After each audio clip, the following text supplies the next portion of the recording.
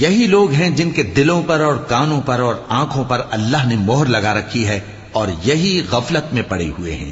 کچھ شک نہیں کہ آخرت میں یہی لوگ خسارہ پانے والے ہوں گے۔ پھر جن لوگوں نے ایذائیں اٹھانے کے بعد ترک وطن کیا، پھر جہاد کیا اور ثابت قدم رہے، تمہارا پروردگار ان کو بے شک ان آزمائشوں کے بعد بخشنے والا ہے، رحمت کرنے والا ہے۔ جس دن ہر شخص اپنی طرف سے جھگڑا کرنے آئے گا اور ہر شخص کو اس کے اعمال کا پورا پورا بدلہ دیا جائے گا اور کسی کا نقصان نہیں کیا جائے گا۔ اور اللہ ایک بستی کی مثال بیان فرماتا ہے جو کہ ہر طرح امن چین سے تھی، ہر طرف سے اس کا رزق با فراغت چلا آتا تھا، مگر ان لوگوں نے اللہ کی نعمتوں کی ناشکری کی تو اللہ نے ان کے اعمال کے سبب ان کو بھوک اور خوف کا لباس پہنا کر ناشکری کا مزہ چکھا دیا، اور ان کے پاس انہی میں سے ایک پیغمبر آیا تو انہوں نے اس کو جھٹلایا، سو ان کو عذاب نے آ پکڑا اور وہ ظالم تھے۔ پس اللہ نے جو تم کو حلال طیب رزق دیا ہے اسے کھاؤ اور اللہ کی نعمتوں کا شکر بھی کرو اگر اسی کی عبادت کرتے ہو۔